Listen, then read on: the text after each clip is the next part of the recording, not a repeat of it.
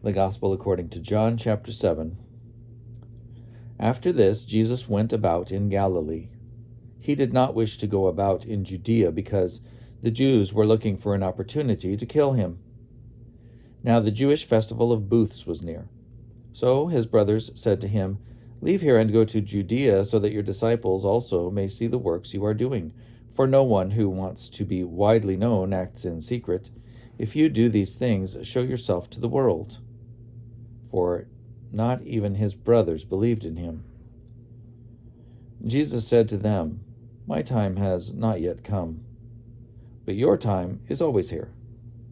The world cannot hate you, but it hates me, because I testify against it that its works are evil. Go to the festival yourselves. I am not going to this festival, for my time has not yet fully come." After saying this, he remained in Galilee. But after his brothers had gone to the festival, then he also went, not publicly, but, as it were, in secret.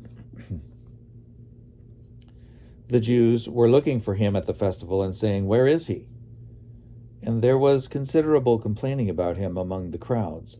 While some were saying, "He is a good man," others were saying, "No, he is deceiving the crowd." Yet no one would speak openly about him for fear of the Jews.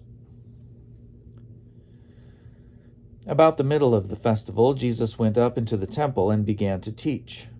The Jews were astonished at it, saying, "How does this man have such learning when he has never been taught?"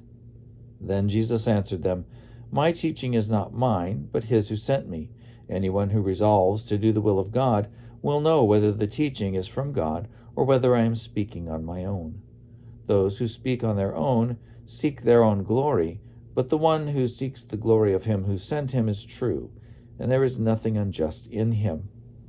Did not Moses give you the law? Yet none of you keeps the law. Why are you looking for an opportunity to kill me?" The crowd answered, "You have a demon. Who's trying to kill you?"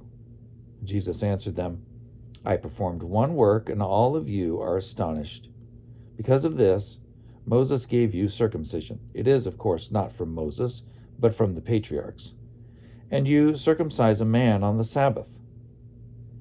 If a man receives circumcision on the Sabbath in order that the law of Moses may not be broken, are you angry with me because I healed a man's whole body on the Sabbath? Do not judge by appearances, but judge with right judgment." Now some of the people of Jerusalem were saying, "Is not this the man whom they are trying to kill? And here he is, speaking openly, but they say nothing to him. Can it be that the authorities really know that this is the Messiah? Yet we know where this man is from, but when the Messiah comes, no one will know where he is from." Then Jesus cried out as he was teaching in the temple, "You know me, and you know where I am from. I have not come on my own, but the one who sent me is true, and you do not know him. I know him because I am from him, and he sent me." Then they tried to arrest him, but no one laid hands on him because his hour had not yet come. Yet many in the crowd believed in him and were saying, "When the Messiah comes, will he do more signs than this man has done?" The Pharisees heard the crowd muttering such things about him, and the chief priests and Pharisees sent temple police to arrest him. Jesus then said, "I will be with you a little while longer, and then I am going to him who sent me. You will search for me, but you will not find me, and where I am you cannot come." The Jews said to one another, "Where does this man intend to go that we will not find him? Does he intend to go to the dispersion among the Greeks and teach the Greeks? What does he mean by saying, 'You will search for me, but you will not find me,' and 'where I am, you cannot come'?" On the last day of the festival, the great day, while Jesus was standing there, he cried out, "Let anyone who is thirsty come to me, and let the one who believes in me drink. As the scripture has said, out of the believer's heart shall flow rivers of living water." Now he said this about the Spirit, which believers in him were to receive, for as yet there was no Spirit, because Jesus was not yet glorified.